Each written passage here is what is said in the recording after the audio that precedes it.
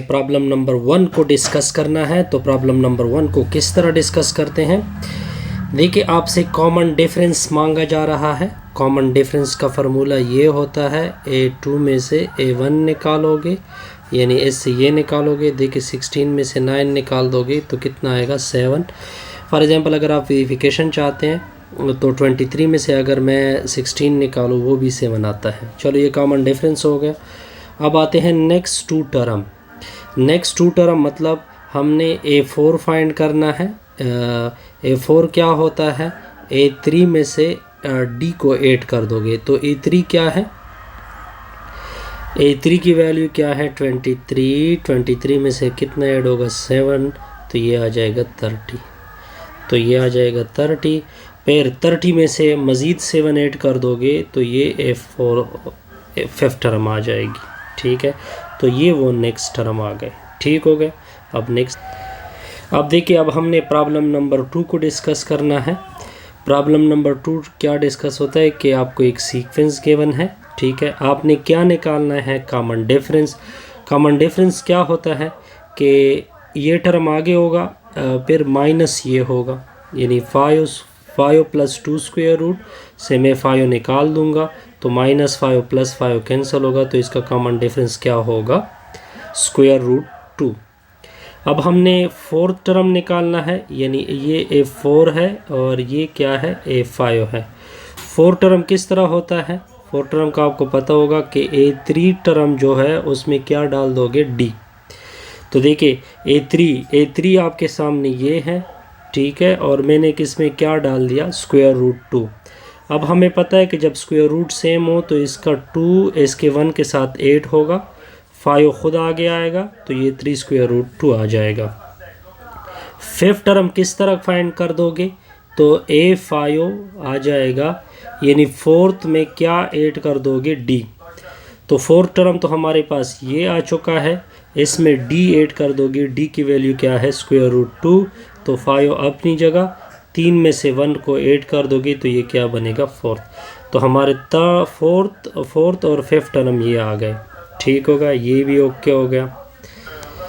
अब देखिए question number problem number 1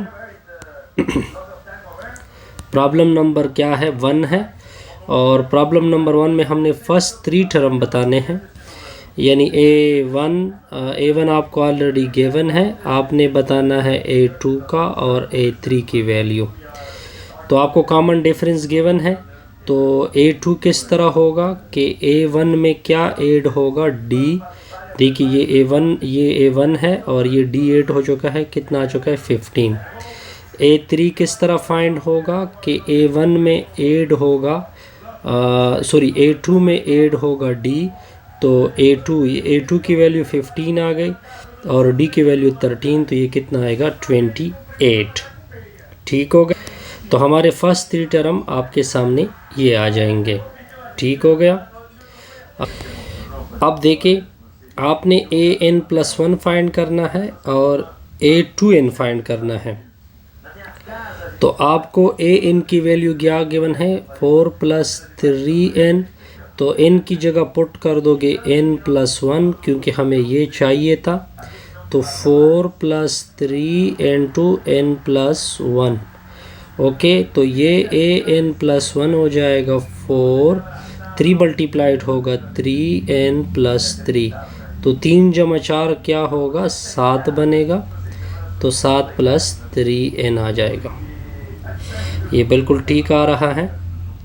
अब देखिए आपने A2n फाइंड करना है, तो an की वैल्यू आपको गिवन है 4 + 3n गिवन है, तो अब n की जगह 2n, इधर भी 2n, तो ये 2n हो जाएगा, 4 + 3 × 2n हो जाएगा, तो A2n होगा 4 + 3 दूनी क्या होगा 6n हो जाएगा।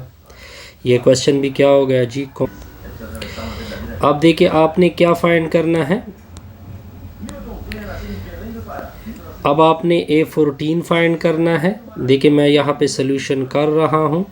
an की वैल्यू क्या होती है A1 + n-1 × D होती हैं। A14 फाइंड करने के लिए आपने इधर 14 पुट किया, तो A1 + 14 में से एक 1 गया 13D होगा। तो A14 तो हमने फाइंड करना है। A1 की वैल्यू 3 आएगी, 13 इंटू D की वैल्यू 7 आएगी। तो A14 आ जाएगा 3, 13 7 91 होता है ना, तो इन दोनों को 8 कर दोगे तो A14 आएगा 94। कन्फ्यूजन नहीं, बिल्कुल भी नहीं, ठीक हो।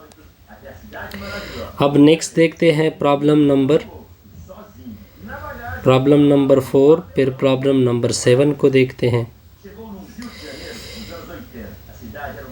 ओके।